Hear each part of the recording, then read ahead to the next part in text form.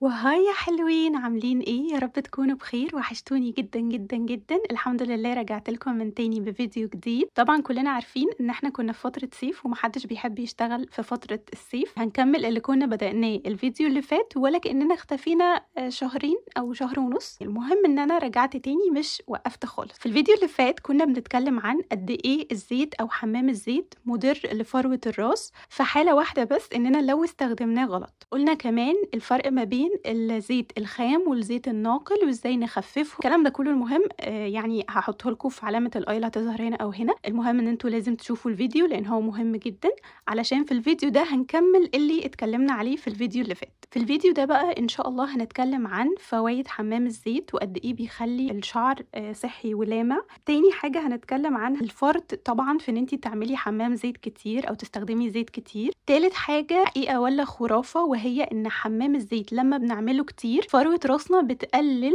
الزيوت الطبيعية اللي المفروض تفرزها. رابع حاجة هكلمكم عن وصفتي الخاصة وبعمل ايه كحمام زيت لشعري. بقالي طبعا سنين كتيرة بستخدم حمام زيت كل اسبوع، وطبعا شايفة نتيجة مبهرة. يلا بينا نخش على الفيديو بتاعنا. اول حاجة وقبل ما نبدأ الفيديو هنجيب حاجة نشربها طبعا علشان نريلاكس كده واحنا بنتفرج على الفيديو وبنستفاد بالمعلومات. تاني حاجة طبعا ما تنسيش تعملي سبسكرايب للقناة، وكمان تفعلي زر الجرس وتعملي لايك للفيديو علشان يوصلك الفيديوز الجديدة. ويلا بينا نشوف الفيديو.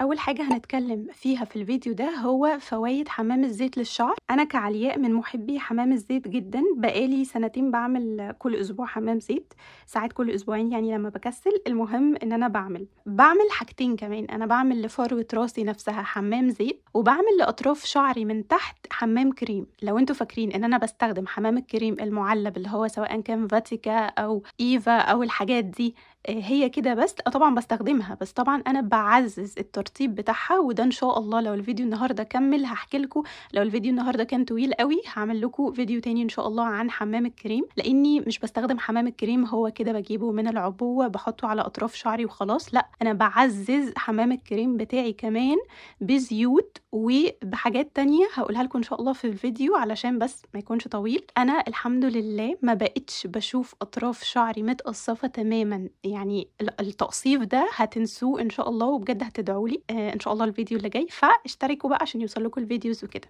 المهم ان انا بجد شايفه نتيجه ما شاء الله تحفه. مش ناويه بجد ان انا ابطل حمام الزيت ابدا، لان كان في فتره شعري حرفيا هو كان في اسوأ حالاته، بيتساقط وناشف جدا، مهما ارطب فيه مش بيترطب وبيزيت. وساعات من كتر التزييت بحتاج ان انا اغسله، ولما بغسله اكتر من مرتين، يعني مرتين ماكسيمم، اكتر من مرتين في الاسبوع، ده طبعا غلط. ان انت يعني حرفيا بتجردي شعرك من كل الزيوت الطبيعيه اللي ربنا خلقها فيه. حتى انا كمان كنت رافضه فكره المينوكسيديل. مع التقدم في العمر هحتاج ان انا استخدم مينوكسيديل علشان شعري هيخف وكده. بس حرفيا انتوا لو التزمتوا في حمام الزيت لشعرك بطريقه صح، مش ان انت تجيبي زيت من عند العطار وان انت تغرقي شعرك زيت والكلام ده كله غلط، بيدمر الشعر جدا. لو التزمتي على حمامات الزيت بجد بتلاقي منها احلى نتيجة شفتيها في حياتك. بالاخص كمان، ودي اهم حاجة اعتقد هتكلم عنها في فيديو النهاردة، ان انت لما بتوقفيها مش بتوقعلك شعرك شبه الحاجات اللي احنا بنحطها على فروة راسنا، اللي هي مجرد ما توقفيها بتوقعلك الشعر اللي طلعته تماما. لا، حمامات الزيوت يا جماعة مش بتوقع الشعر بعد ما الشعر يطلع. هي مشكلتها الوحيدة ان هي بتحتاج وقت طويل بس علشان تشتغل. يعني مثلا النتيجة مش هتلاحظيها اقل من 6 شهور، ولكن انت بتشوفي ترطيب فوري، بتشوفي بجد نعومة، وبتشوفي يعني شعرك بيبقى بيلمع وبيبقى صحي. ده اللي بتشوفيه فوري من حمام الزيت. لكن ان شعرك يتقل بسرعة مثلا في خلال شهر، في الكلام ده مفيش، لازم استمرار. طيب لما بقيت بعمل حمامات زيوت، ايه الحاجات اللي لاحظتها وايه الحاجات اللي انتوا كمان هتلاحظوها؟ اول حاجة ترطيب عميق جدا لشعري، وطبعا تغذية لفروة راسي، ده يعني اقل حاجة بيعملها. تاني حاجة الشعر بقى اقوى، طبعا لما اتغذى، وبالتالي مفيش تساقط، وده طبعا بسبب الفيتامينز والمعادن اللي موجودة في بعض الزيوت. تالت حاجة، لما بتيجي تعملي حمام زيت لفروة راسك، انتي كده كده بتدلكي فروة راسك علشان تخلي الزيت يتغلغل كده في فروة الراس، ده بيجري الدورة الدموية في شعرك كله، وبالتالي طبعا بيديكي او بيضاعف النتيجة. رابع حاجة، بيعالج مشاكل فروة الراس زي القشرة والجفاف، زي مثلا زيت شجرة الشاي وزيت النعناع. دي اصلا زيوت فيها خصائص مضادة للفطريات والبكتيريا، فبرضو لو ضفتي منهم كام نقطة كده على حمام الزيت بتاعك، هتلاقي ان القشرة برضو مش هتروح فوري، بس هتروح مع الوقت، هتقل من اول مرة، ومن تاني مرة هتبدأ تقل اكتر، رابع مرة وهكذا، يعني لغاية ما هتختفي تماما، وده عن تجربة. خامس حاجة وده الاهم بالنسبة لي، ان الشعر بيكون صحي يا بنات، صحي ولامع وناعم. بس انا عايزة اضيف ملحوظة، انا لما بقول ان الشعر بيبقى ناعم، مش معنى كده ان انتي مثلا شعرك كيرلي او ويفي وشعرك هيبقى ستريت، لا، شعرك هيرجع لطبيعته. يعني انتي مثلا لو شعرك كان ويفي مثلا وابتدى ان هو يكون كيرلي، فمعنى كده ان شعرك محتاج ان انتي تهتمي بيه اكتر، فلما بتهتمي بيه وبتعملي له حمامات الزيت المظبوطه ليه، بيرجع تاني لطبيعته اللي هي ويفي. تمام. مثلا لو واحده مثلا شعرها اصلا ستريت وبدات تلاحظ ان شعرها بقى هايش او جاف او كده، برضو لما بتهتم بيه بتلاقيه ان هو رجع لطبيعته اللي هو ستريت وناعم صحي وبيلمع، مش ملزق. كل الحاجات دي لو شفتيها اصلا في شعرك، تعرفي ان انت محتاجه ان انت تقفي كده مع نفسك وتشوفي بجد انت محتاجه تدي لشعرك ايه. تاني حاجه هنتكلم فيها وهي اضرار حمام الزيت على الشعر. هل حمام الزيت بيضر الشعر؟ طبعا بيضر الشعر لو انتي، وبيضر فروة راسك كمان لو انتي عملتيه كتير زيادة عن اللزوم، او لو استخدمتيه بكمية كبيرة. من مرتين في الاسبوع ممكن تراكمي الزيت على فروة راسك، وبالتالي احنا برضو مش بنعرف ننضفه كويس. اهم حاجة يعني برضو دي ملحوظة، يعني هكمل اللي انا بقوله، ولكن خلينا نتكلم عن حاجة مهمة جدا، لان احنا حرفيا شعرنا اتدمر من اول ما طلع ترند او حاجه اسمها ان احنا نستخدم شامبو فري سلفيت، او شامبو مفهوش سلفيت او مفهوش المواد اللي بتنظف. اللي بيستخدموا حمام زيت لازم لازم لازم يجيبوا شامبو مكتوب عليه ان هو فيه سلفيت. السلفيت هو اللي بينظف فروة الراس. انت استخدمتي زيوت على فروة راسك، ما ينفعش تستخدمي شامبوهات طبيعية بتنظف بمواد طبيعية مفهوش صابون. انا عارفة ان كلامي بيتعارض مع ان الشامبو اللي هو فري سلفيت ده مفيد للشعر.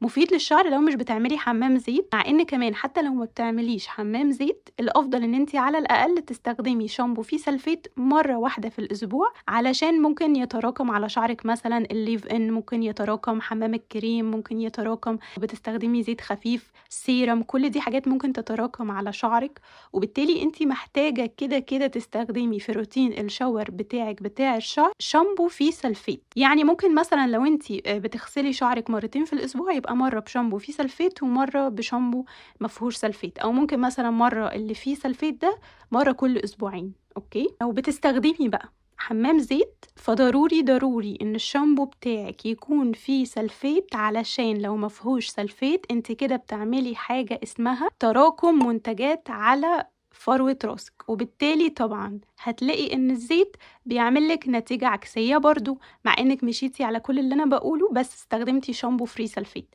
ده بالنسبة لي كارثة، يعني انت كده ما نضفتيش الزيت من على فروة راسك اصلا، فازاي فروة راسك هتبقى بتتنفس وهتبقى صحية؟ وخلينا برضو نكون متأكدين وعارفين، فروة الراس الصحية يعني شعر صحي ولامع وطري ومترطب وكل حاجة. اكلمكم باستفاضة برضو على موضوع الشامبو، ونجيب ايه فيه سلفيت ونجيب ايه فري سلفيت، وفي برضو منتج جديد اللي هو سكراب لفروة الراس، هل ده مفيد ولا لأ، وايه البديل بتاعه. كل ده ان شاء الله برضو هتكلم معاكم فيه في فيديو تاني، بس دلوقتي خلونا نتكلم بشكل شامل عن الزيوت. جينا لجزء حقيقة ام خرافة، إن فروة راسِك لمّا بتعملي لها حمام زيت بتقلل إفراز الدهون اللي أصلًا المفروض دي وظيفتها الأساسية. طبعًا دي خرافة تمامًا، ما فيش حاجة اسمها كده. فروة راسِك هي وظيفتها الأساسية إن هي تفرز زيوت زيادة عشان تحمي نفسها، وظيفتها أصلًا. لكن السبب ممكن يكون من إن مثلًا إحنا لمّا بنتقدم في العمر كل حاجة بتقل في جسمنا، حتى بشرتنا بيقل فيها الكولاجين، جسمنا بيكون مثلًا أنشف شوية عن العادي، حتى كمان شعرنا لو من الطبيعي إن فروة راسنا بتفرز لوحدها زيوت أو دهون، ده بيقل مع الوقت.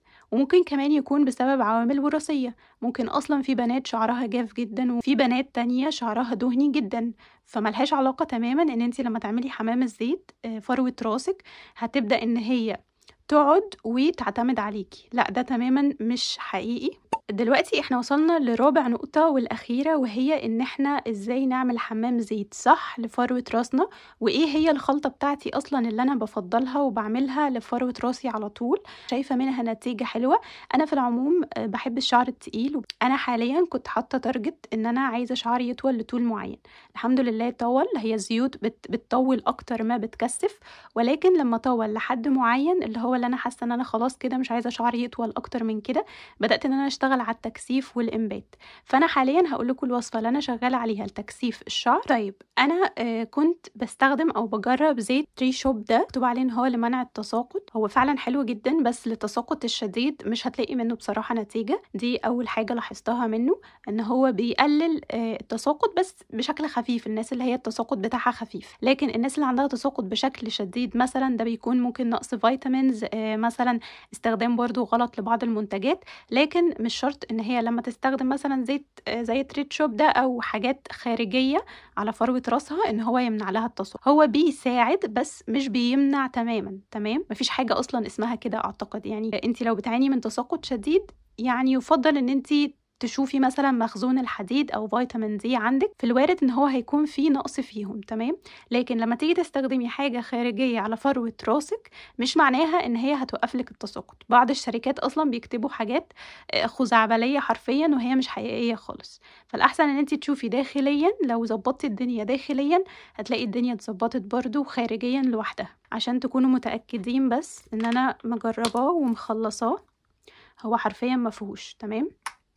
حاليًا أنا باستخدم herbs India ده، هو المفروض إن هو بالخروع وفيه كمان 7 بذور زيت الشعر، فأنا باجرّبه بس هو لوحده حسيته مش كفاية، فباحط من ده معلقة كبيرة. بصوا هي المعلقة بتاعتي بتكون كده، وأنا بصراحة باحب إن أنا أعمل حمام الزيت بتاعي بالمرة، يعني مثلًا أنا النهارده هاخد shower فأنا هاعمل حمام الزيت بتاعي دلوقتي حالًا. باستخدم زيت لوز حلو، وباستخدم زيت جوجوبا، باستخدم زيت نعناع، وباستخدم كمان زيت روزماري، طبعًا بالإضافة لherbs India ده، بس برضه لو مش عندكم دول كفاية جدًا، جدًا، جدًا. دول أكتر 2 هيقعدوا معاكم فترة طويلة جدًا، لإننا زي ما قُلنا الفيديو اللي فات هنحط منهم نُقط. دول الزيوت اللي هي اسمها حامل أو ناقل، دي الزيوت اللي أنا باخفف بيها وفي نفس الوقت برضه بتدّي لي ترطيب، بس مش بتكون حامية على فروة الراس زي دول. فأنا باستخدم 3 معالق كبار من زيت اللوز الحلو، 3 معالق كبار من زيت الجوجوبا، 10 نُقط، ركّزوا في نُقط، 10 نُقط من زيت الروزماري، و10 نُقط من زيت النعناع. طبعًا النُقط دي أنا باحسبها إزاي، أنا معايا هنا مثلًا القطّارة دي بتاعة الزيت ده، باخدها يعني باقطّر بيها، تمام، باحط بيها 10 نُقط. طب أنتم لو مش عندكم دي تقريبًا معلقة صغيرة من زيت الروزماري، وتقريبًا برضه معلقة صغيرة من زيت النعناع. باخلطهم مع بعض في مكان زي ده، في طبق طبعًا يكون نضيف. اخترت الوصفة دي تحديدًا، زيت الروزماري يا جماعة والله السحر في الإنبات. هتلاحظي إن مثلًا لو كمان صورتِ قبل وبعد هتلاقي إن في خلال 3 شهور حرفيًا شعرِك تقل حبة حلوين يعني، تمام. تاني حاجة زيت النعناع هو كمان مش مضاد للفطريات بس، كمان زيت النعناع بيتقل. زيت النعناع لما بتحطيه على فروة راسك بتحسي ان فروة راسك كأنها انتعشت كده، كأن بالظبط فروة راسك أكلت نعناع. عارفة الإحساس بتاع النعناع ده؟ أو زيت النعناع تحديدا بيحفز الدورة الدموية في فروة الراس، وبالتالي برضو بيساعد على الإنبات، وفي نفس الوقت هي وظيفته الأساسية هو إن هو يقلل لك القشرة، علشان برضو فيه خصائص مضادة للفطريات. فلو زودتي كمان على الخلطة دي زيت خروع هتلاقي نتيجة هكتب لكم هنا احسن مقدار لزيوت الشعر. حاولوا ان انتوا توقفوا كده الفيديو ثانية وتاخدوا سكرين شوت او تحفظوهم كويس. الحاجة الوحيدة اللي ناقصة في خلطة الزيوت بتاعتي بس انا عوضتها بهربس انديا ده هي زيت الخروع. زيت الخروع من اكتر الحاجات بقى في الدنيا اللي بتتقل الشعر. انا بعد ما بعمل الخلطة في الطبق بتاعي بصراحة عمري ما سخنتها، تمام. الفكرة بس ان انا بسخنها شوية في ايدي كده وببدأ ان انا اعمل مساج كتير في فروة راسي. هنا بقى نقطة حساسة جدا، لو انتي شعرك خفيف اوعي تحكي في فروة راسك. احنا بنعمل ازاي؟ بنعمل كده، يعني احنا بنلامس بس ايدينا بتلامس فروة راسنا، مش بنحك، يعني مش بنعمل كده. انت كده هتاخدي الشعر وتوقعيه. يعني انت لو شعرك خفيف هتلاقي نفسك اصلا بعد ما عملتي حمام الزيت ما فيش شعر اساسا. فاحنا مش بنحك فروة راسنا، هي كده كده اوريدي الزيوت فروة راسنا بتشربها. احنا بس بنعمل مساج خفيف جدا لفروة راسنا علشان الشعر ما يقعش. في نقطة كمان مهمة، الكمية اللي انا حطيتها في الفيديو دي اللي هو 3 معالق جوجوبا، 3 معالق زيت لوز حلو، 10 قطرات روزماري، 10 قطرات زيت نعناع، وبحط برضو تقريبا 3 معالق من الزيت هربس انديا ده. الكمية دي تكفي فروة راسك ويمكن اقل منها كمان. يعني انتي لو شعرك خفيف قللي الكمية دي. احنا مش محتاجين نغرق فروة راسنا بالزيت، احنا محتاجين ان فروة راسنا تستفاد منه. لما تحطي كمية زيت كتيرة فروة راسك هتاخد اللي هي عايزاه والباقي هيروح في الشاور. تقعدي ساعتين، يعني ساعة مينيموم، بس يعني بتاخدي احسن نتيجة لما تقعدي ساعتين.